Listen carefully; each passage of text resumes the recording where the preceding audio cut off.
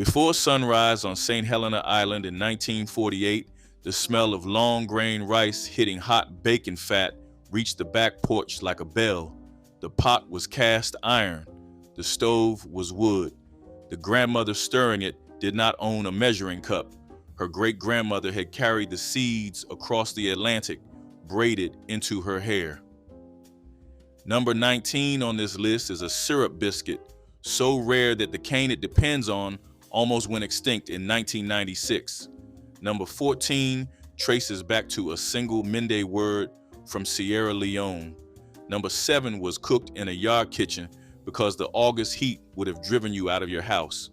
These 25 recipes were not Southern food. They were the foundation Southern food was built on. Hit subscribe and stay with us. Here are the 25 lost Sea Island recipes that kept Gullah Geechee traditions alive. Number 25, Daufuskie deviled crab. The blue crabs came up out of the creek at dawn.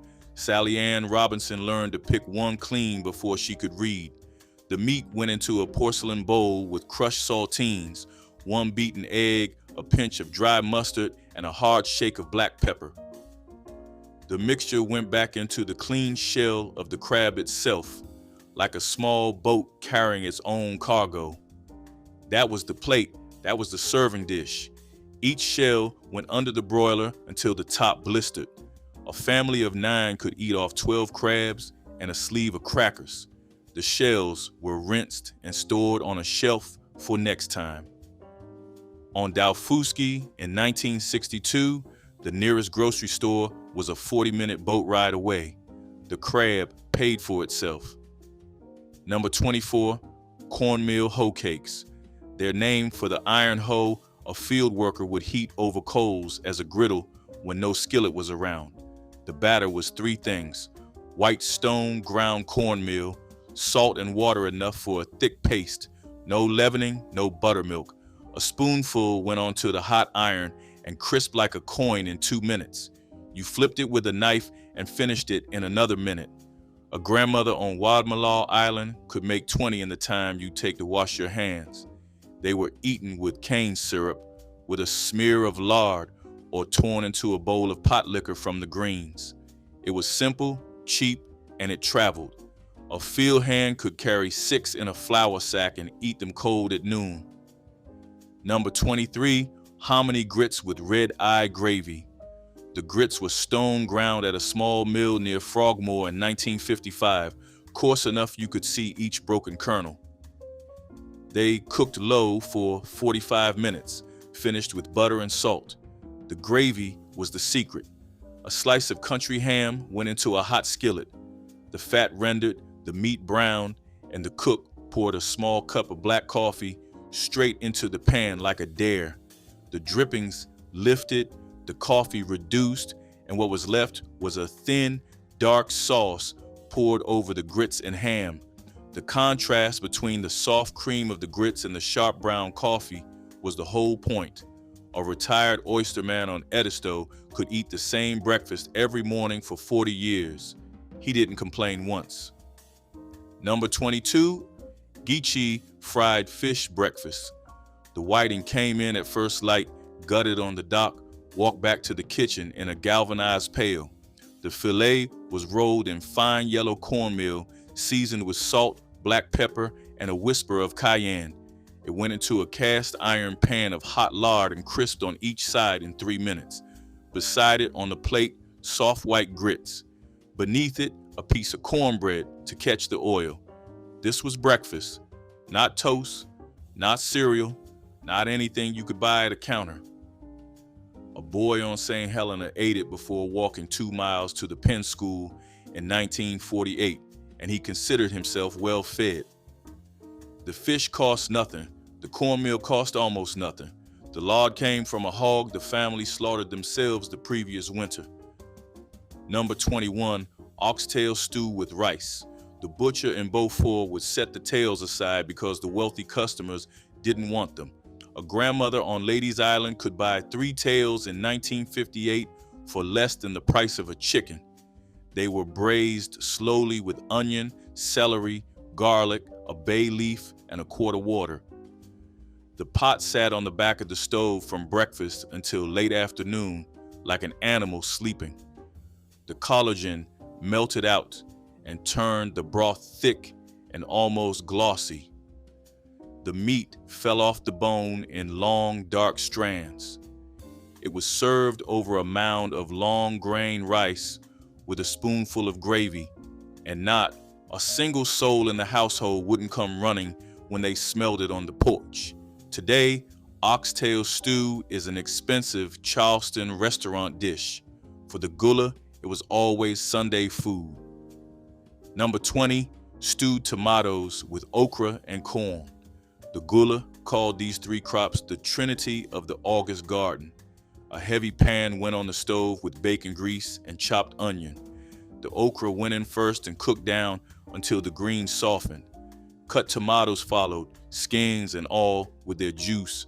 Last came corn cut fresh off the cob with the back of a knife, so the milky liquid dropped into the pot. It simmered for 30 minutes, salted at the end. A family of 8 could eat off it for 2 days, like a pot that refused to empty. The dish was vegetarian by accident, not principle. There was no meat that week. A bowl of it over rice was a complete meal. The okra thickened the broth. The corn added sweetness. The tomato cut everything with acid.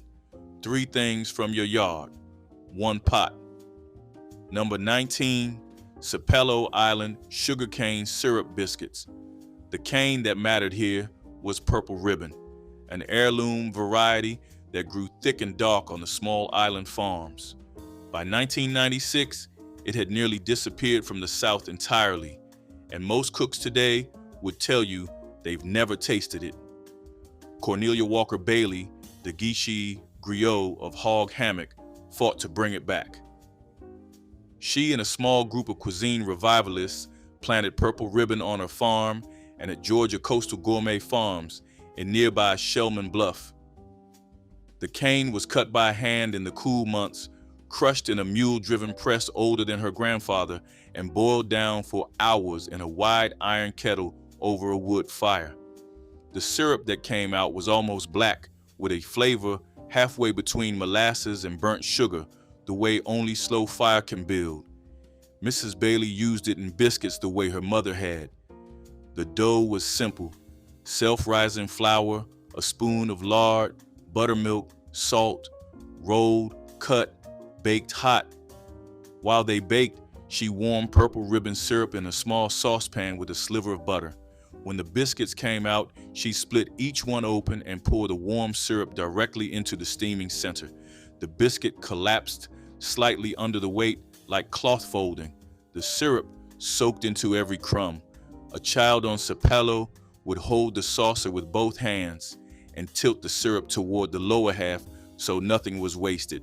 Mrs. Bailey passed in 2017. The cane she rescued still grows on her farm. The biscuits are still served at the small store on the island. They are the closest thing to a time machine Sea Island cooking has produced. Number 18, fish stew with whiting. The whiting was small, white-fleshed, and almost free at the dock if you came at the end of the run. A man on Hilton Head in 1955 could buy a paper bag full for 50 cents. The fish were headed and cleaned, then laid into a pot with sliced onion, diced potato, a piece of salt pork, and water to cover. Some cooks added a fresh tomato in summer, some didn't. It cooked 25 minutes, no longer, until the potato was tender and the fish broke apart in soft white flakes like paper in water. Salt and black pepper at the end, a piece of cornbread on the side. The broth was thin and clean and tasted of the marsh. There was no cream, no roux. This wasn't New England chowder. This was a Sea Island stew built to feed 8 people from one cheap fish every Friday in houses from Beaufort to Brunswick. Number 17, field pea soup with smoked hocks. The pea was the Sea Island red pea, a small dark legume Gullah families had been growing in side yard plots for 200 years. A cup of dried peas was rinsed, picked over for stones and dropped into a pot with the smoked ham hock from the previous winter's hog. Onion, garlic, a sprig of thyme, water. It cooked for 3 hours like a slow clock. The hock fell apart, the peas softened into a thick brown porridge, and the broth turned almost meaty. A bowl with rice and cornbread fed your working man for the whole afternoon. The Sea Island red pea nearly went extinct in the 20th century when commercial farms switched to the cheaper black-eyed pea. Today, it's grown again by a handful of low-country farmers. The grandmothers never stopped saving the seeds. They knew what they had. Number 16, boiled peanuts. The green peanut came out of the field in late summer, still in its odd, damp shell before it had a chance to dry. It was washed, dropped into a pot of heavily salted water, and simmered for 4 hours until the shell turned soft and the kernel inside was a little tender and a little briny, like a small pickled bean. The cook tasted one every 30 minutes until the salt was right. A child on John's Island would eat them by the handful out of a paper cone and spit the soft shells into the dirt road. They were your porch snack, a long drive snack, a churchyard snack. Almost nothing else in American food eats like a boiled peanut. They are warm, salty, soft, and faintly sweet at the same time. A pound of green peanuts cost a dime in 1960. A bowl could keep your porch full of cousins quiet for an hour. Number 15, smoked mullet. The mullet schooled in your inland creeks and could be cast netted by one person with patience. The fish was split, salted, and laid skin down on a wire rack over a smoldering fire of oak and hickory in a small backyard smokehouse. It smoked for 6 hours over very low heat until the flesh turned a deep amber and the skin pulled away clean like bark off a tree. A whole smoked mullet kept for a week in your cool pantry without refrigeration. Your grandmother on a disto would flake it onto cornbread with a slice of raw onion and call it lunch. The fish carried so much flavor that no sauce was needed. No butter, no lemon. The smoke had done the work. Mullet has fallen out of favor on most American menus. On the Sea Islands, it's still pulled out of the creek the same way it was 100 years ago. Number 14, Benne wafers. The word Benne is not English. It comes from the Mende language of Sierra Leone, brought across the Atlantic in the 1700s by enslaved West Africans who arrived at Charleston Harbor. The plant they carried was a strain of sesame the colonists had never seen, and it grew easily in the sandy, low-country soil. The Gullah planted it in small patches behind their cabins. It was believed to bring good luck and to drive away evil, and that belief did not fade. What most people miss is how literal that belief was. A Benne wafer is the simplest thing you can imagine. Brown sugar, butter, a single egg, a spoon of flour, a pinch of vanilla, and a heaping cup of toasted Benne seeds. The seeds are your whole point. They're dry toasted in a cast iron skillet over medium heat, shaken constantly until they turn dark gold and release a smell halfway between popcorn and burnt almond. The batter is dropped onto a parchment-lined sheet a half teaspoon at a time and baked at low heat for 10 minutes. The wafers spread thin during baking, almost translucent, no bigger than a silver dollar, like little gold coins. They cool on the pan and crisp into something delicate enough to shatter on your tongue. By the early 20th century, Benne wafers had become a Charleston tourist treat, sold in tins at the train station for a quarter. But the people growing your seeds, drying the seeds, and selling them were almost always Gullah farmers from James Island and John's Island. Herbert Marchink and Sons on the corner of King and Queen Streets was the only reliable source for Benne in the city for decades after the war, and your supply chain ran straight back to Gullah hands. A wafer is a small thing. The history inside it is not. Every Benne wafer carries a Mende word, a West African superstition, a Sierra Leone seed, a Charleston harbor, and a Gullah farmer in a single crisp circle. That's what is meant by foodways. Number 13, sweet potato pone. Your sweet potato came up out of the sandy island soil in late October and was stored in pits dug into your yard, covered with pine straw and canvas, where it kept all winter like buried treasure. Your grandmother on Sapelo in 1953 would peel and grate 3 pounds of raw sweet potato into a wide bowl, then beat in cane syrup, an egg, a stick of softened butter, a heavy pinch of nutmeg, and a half cup of milk. The mixture was poured into a buttered iron pan and baked until the top crusted and the inside set into something dense and dark and almost candy sweet. It wasn't a pie, it had no crust. It was its own thing, eaten in thick squares, sometimes for breakfast, sometimes for dessert. Your child could be sent to school with a square wrapped in waxed paper and would trade nothing for it. The pone tasted of the syrup, the spice, and the deep brown caramel along the edges. Number 12, collard greens with smoked turkey neck. A pile of collards came in from your garden, big leaves, dark and crinkled, washed in 3 changes of cold water until the grit was gone.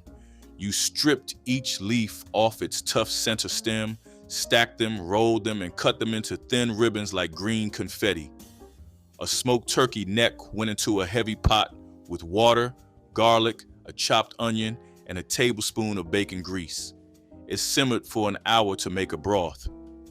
The greens went in next and cooked for another hour and a half until they collapsed into a tender, dark green tangle and your broth turned almost black. A splash of vinegar at the end, a dash of red pepper flakes, a bowl with the potlikker and cornbread to sop it up.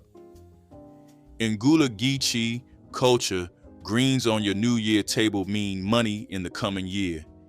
Even families that ate greens every week of their lives still made a fresh pot on January 1st. The symbolism mattered as much as the flavor. Number 11, smothered cabbage with sweet onion. A whole green cabbage was quartered, cored, and cut into chunks. A sweet onion the size of your fist was sliced thin. Both went into your heavy iron skillet with a piece of salt pork rendered down to a glassy fat. You covered the pan, turned the heat low, and walked away like trusting a slow friend.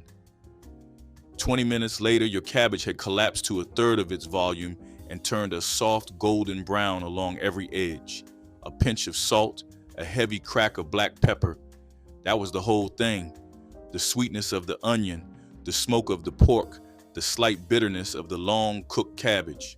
A bowl over rice was a complete supper. A cabbage cost $0.25 at your country store in 1960. The salt pork was already in your pantry. The dish was the Sea Island answer to what to make when your garden had nothing left. Number 10, chicken perloo. Perloo is the Gullah pronunciation of pilau, and pilau is a word that traveled out of West Africa with the rice itself. Your whole chicken was cut into pieces and browned in a heavy pot with onion and a piece of bacon. The fat in the bottom of your pot was the foundation. Long grain rice went in next, stirred until each grain was coated, and broth was added in exact proportion. 2 cups of broth for every cup of rice. The chicken went back in. The pot was covered and left on the lowest heat for 25 minutes. Nobody opened your lid. Nobody stirred. When the cover came off, the rice had absorbed every drop of broth. The grains were separate and golden like small jewels, and the chicken pulled away from the bone in dark threads. It was served with stewed tomatoes on your side. No 2 Gullah families made it the same. That was the rule. Your perloo was your perloo. Number 9, oyster perloo. Your oysters came out of the same creeks the Gullah had been working since Reconstruction. From the 1880s until the 1950s, oyster harvesting was the main economy of Daufuskie Island, with 2,000 people working the beds at peak season. A pint of fresh shucked oysters with their liquor went into your hot pot of bacon fat and onion. The oysters cooked just long enough for the edges to curl, like leaves in fall. Long grain rice was added next, then water, then the oyster liquor itself for flavor. The pot covered, the heat low, the timer set for 18 minutes. When it came off your stove, the rice was tender, the oysters folded through, and the pot smelled of the marsh and the fire. Industrial pollution from Savannah closed the Daufuskie beds in the 1950s, and the oyster economy collapsed. The recipe survived. A spoon today still tastes of the creek that fed your island for 70 years. Number 8, conch stew. Your conch was harvested from the deeper offshore waters by Gullah men who knew exactly where the shells gathered on the sandy bottom. The meat was tough and required pounding with a wooden mallet for 10 minutes, like beating a drum before it would surrender. Cubed and tossed with flour, the conch was browned in bacon fat with onion, celery, and bell pepper. A quart of water, a can of crushed tomato, a bay leaf, and a pinch of allspice went in next. The pot simmered for an hour and a half until your conch turned tender and the stew thickened. It was ladled over rice. Charlotte Jenkins, who ran the Gullah cuisine restaurant in Mount Pleasant for years, kept her grandmother's conch stew on the menu until the day she closed. A bowl tied your low country kitchen back to the Caribbean, from which the recipe and the people had originally crossed. Number 7, smothered shrimp with Sea Island red peas. In August, the heat was so heavy that your Gullah grandmother would never dream of cooking inside the house. Your yard kitchen was set up under a roof of palmetto fronds with an iron stove and a long wooden table. Fresh creek shrimp, peeled and cleaned, went into a pan with bacon grease, sliced sweet onion, and a heavy crack of black pepper. The shrimp cooked in 3 minutes flat, like a quick spell. A scoop of cooked Sea Island red peas was folded in along with a splash of pea broth to make a quick pan gravy. The whole thing went over rice. The dish was eaten outside, with the marsh wind pulling the smoke away from your table. A child on Hilton Head in the 1940s couldn't have told you that what she was eating was a textbook example of West African one-pot logic. She'd have said it was just supper, and she'd have been right. Number 6, shrimp and grits. The grits were stone ground. Your shrimp were caught that morning. The cook started a slow pot of grits with water, salt, and a pat of butter, and stirred for 45 minutes until the texture was creamy as wet sand. While the grits finished, a separate skillet got hot with bacon fat, diced bacon, chopped sweet onion, a clove of garlic. The shrimp went in last with a splash of stock to make a quick pan sauce. 3 minutes of cooking. The shrimp came off the heat, curled and pink like little commas. The whole skillet was poured directly over a wide bowl of your hot grits. This was breakfast, this was supper, this was Sunday after church. The original is a Gullah dish from the Sea Islands, made by women whose grandmothers were enslaved on rice plantations less than 100 miles from the same kitchens. Number 5, crab rice. Your blue crabs were boiled, picked clean, and the meat kept cold in a glass bowl in your icebox. Bacon went into a heavy pot and rendered.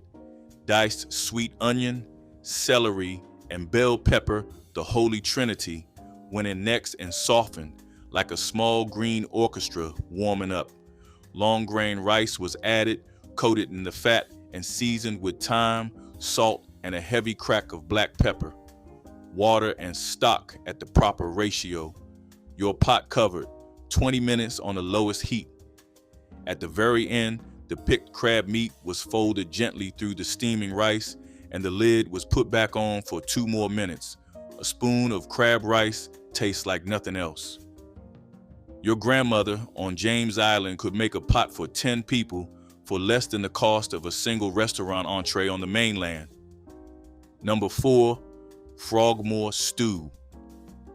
The dish takes its name from the small, low country community of Frogmore on St. Helena Island, where a Gullah fisherman named Richard Gay is credited with serving the first version on a long table outside his home in the 1960s. There are no frogs in your Frogmore stew. There are quartered red potatoes, fresh corn on the cob broken into halves, a pound of smoked link sausage cut into thumbs, a heavy pinch of Old Bay, and the catch of the day. Live blue crabs in their shells, fresh creek shrimp in their shells. Your pot is brought to a hard boil in heavily salted water, ingredients added in stages so each one is cooked but never overcooked. The pot is dumped onto newspaper spread over your picnic table outside. Everyone eats with their hands like a family of pirates. The Sea Islands gave it to the rest of the South. The South claimed it. The Sea Islands made it first. Number 3, okra soup. The word okra comes from the Igbo word okwuru, and the plant came across the Atlantic in the same ships that brought your Gullah ancestors. A pile of fresh young okra pods was sliced into thin coins. They went into a heavy pot with bacon grease, chopped onion, garlic, and diced tomato, water, beef stock, salt, and a piece of smoked hock for depth. Sometimes fresh corn, sometimes a half pound of peeled creek shrimp at the end. It cooked for an hour. The okra released its natural thickener and turned your broth velvety, almost glossy, like wet silk. A bowl with a scoop of long grain rice in the center was a complete meal that delivered every nutrient a working Gullah farmer needed. The dish was the Sea Island ancestor of every gumbo ever made in Louisiana.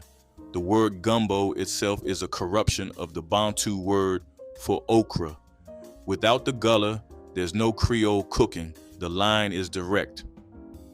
Number 2, Hoppin John.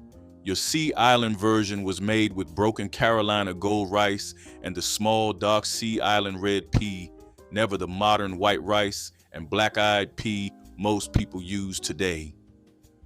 A piece of smoked ham hock simmered for an hour with the soaked peas. When your peas were tender, the cooked rice was folded in with salt and a heavy crack of black pepper. The ratio was always more peas than rice. A spoon of it on the first day of the new year was supposed to bring luck and prosperity for your next 12 months, like a small ritual you could eat. Gullah families followed that ritual without skipping a year. The dish traces directly back to West African one-pot rice and bean meals and to the Senegalese tiebu nieba their ancestors cooked at home. Today, most Hoppin John in the South is a paler cousin of your Gullah original. The Sea Islands still know the difference. Number 1, red rice. This is the dish that sits at the center of your Sea Island Sunday table. A heavy iron pot got hot with bacon fat and chopped sweet onion. Diced bell pepper and celery softened. Long grain rice went in next and was stirred until each grain caught the color of the fat, like wheat in autumn light. A can of crushed tomato, a tablespoon of tomato paste, salt, and black pepper. Sometimes a piece of smoked sausage, sometimes nothing at all. The liquid ratio was exact. 2 cups of liquid for every cup of rice. Your pot covered. 25 minutes on the lowest heat. Nobody opened the lid. When the cover came off, the rice was a deep brick red and every grain was separate. Red rice is the direct descendant of West African jollof, carried across the Atlantic by Senegambian women who knew rice the way other people knew the alphabet. A spoon of it tastes like 400 years of memory in a single bite. That is what Sea Island cooking is. Hogmaw stew was the kind of meal that made the most out of what was available, a true reflection of Southern frugality and resourcefulness. Pork stomach was cleaned thoroughly, stuffed or chopped, and then slow-cooked with potatoes, onions, and seasonings until the flavors melded into a rich, hearty broth. In rural African American kitchens, nothing went to waste, and this dish turned what some might discard into a meal that could feed a large family. It was common to prepare this stew during colder months when hearty meals were most welcome, and the aroma would fill the house long before it was served. The texture was tender, the broth flavorful, and it was often accompanied by cornbread to soak up every drop. Beyond being just food, hogmaw stew was a testament to survival, ingenuity, and the ability to transform humble ingredients into something memorable. Today, it is rare to see it on a menu, yet for those who grew up with it, the taste remains unforgettable, tied to family gatherings, laughter, and a sense of making do with what you had. Where bananas, pineapple, and warm spices met in a towering creation crowned with cream cheese frosting. Mashed ripe bananas and crushed pineapple gave the batter moisture and gentle sweetness, while cinnamon added a soft heat. Chopped pecans folded through the mix brought welcome crunch. Baked in layers and cooled, the cake was frosted with rich cream cheese icing that clung to every curve. Each slice revealed flecks of fruit and nuts, offering a tropical aroma that felt both festive and comforting.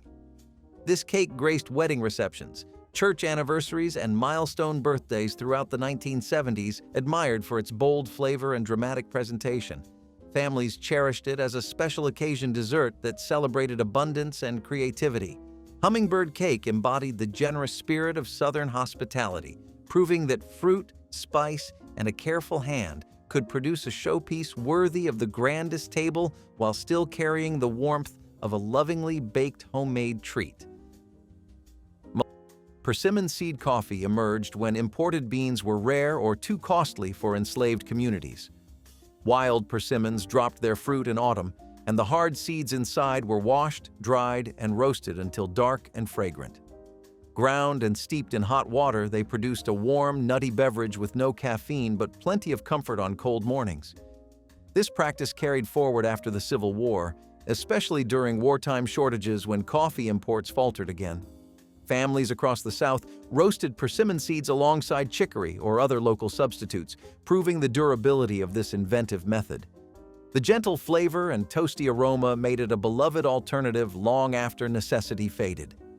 Today, a few heritage festivals still brew persimmon seed coffee to honor the ingenuity of those who first discovered its rich taste.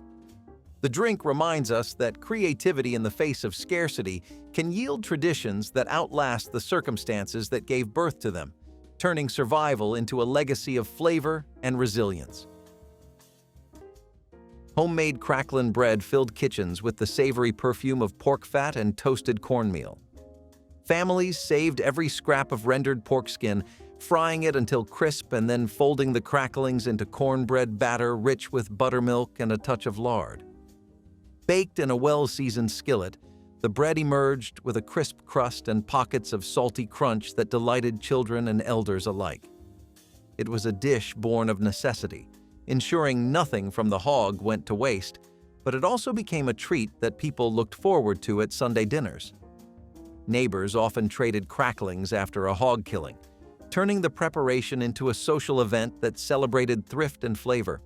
Today, store-bought cornbread mixes rarely capture the depth or texture of the old-style cracklin' bread, and few families still render their own pork.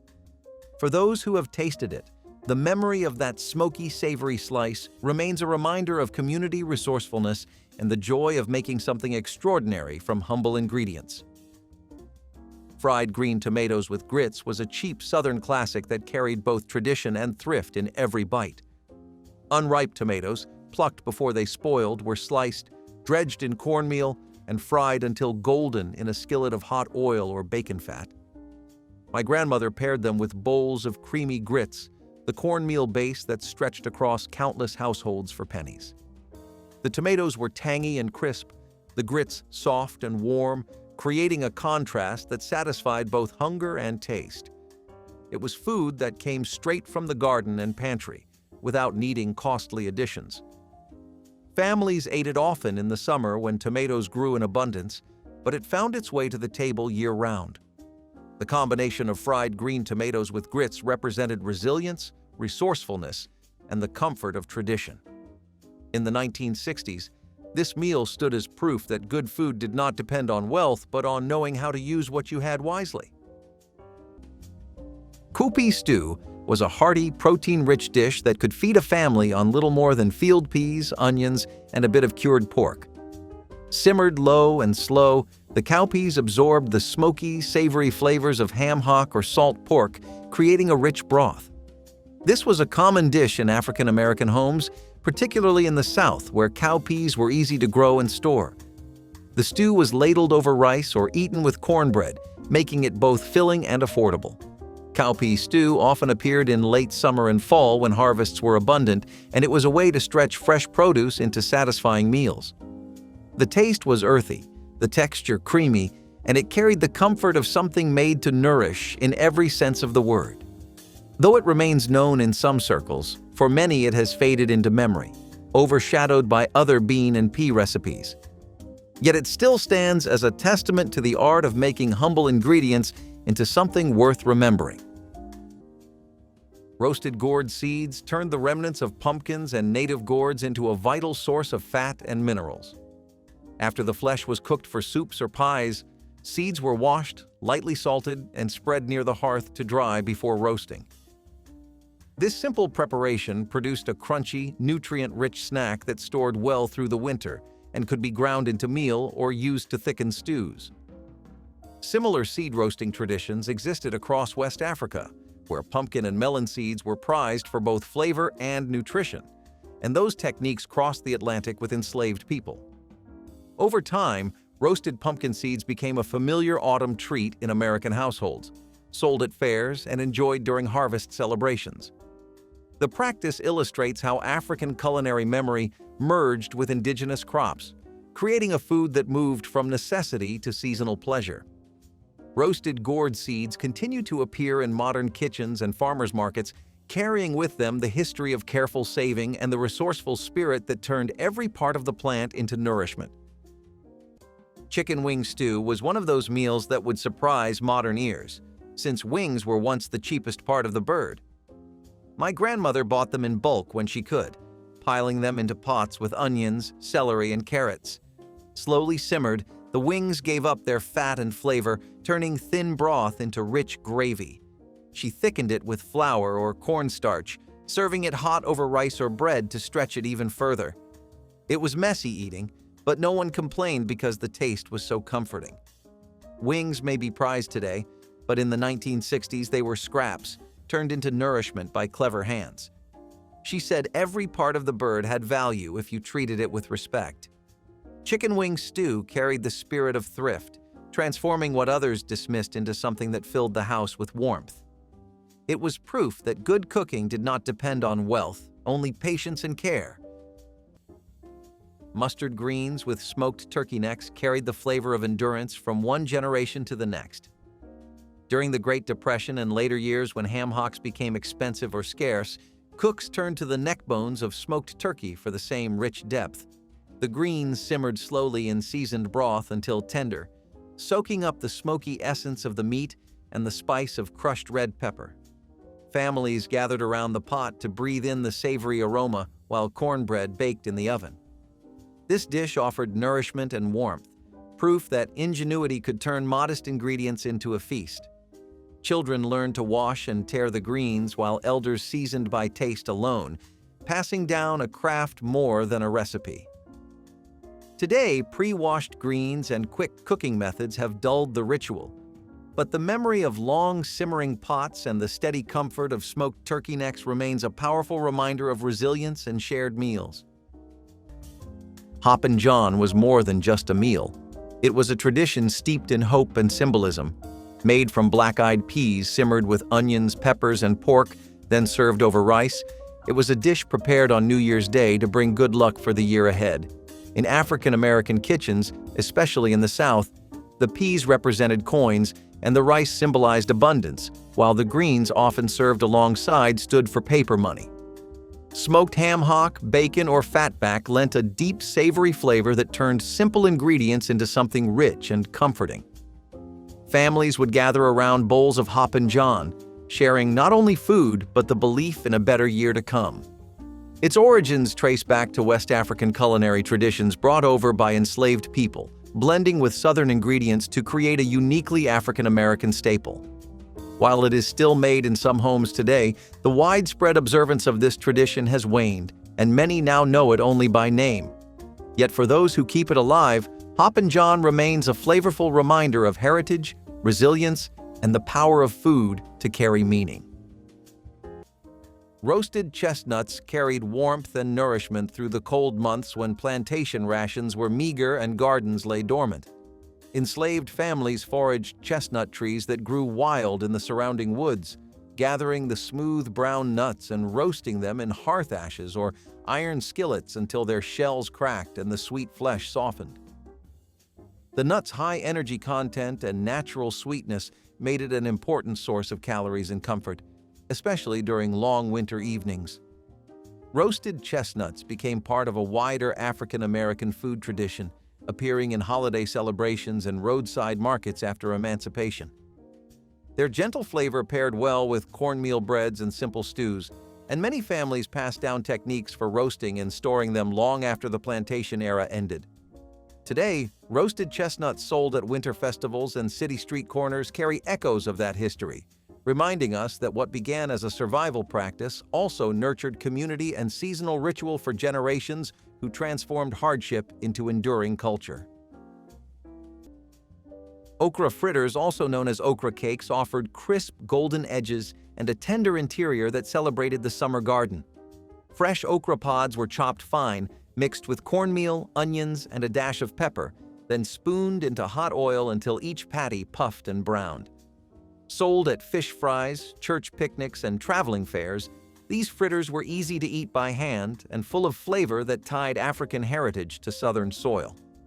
The okra gave a subtle sweetness and a soft binding that kept the patties moist while the cornmeal crust provided satisfying crunch. Children waited impatiently beside bubbling skillets, hoping for the first fritter to cool enough to taste.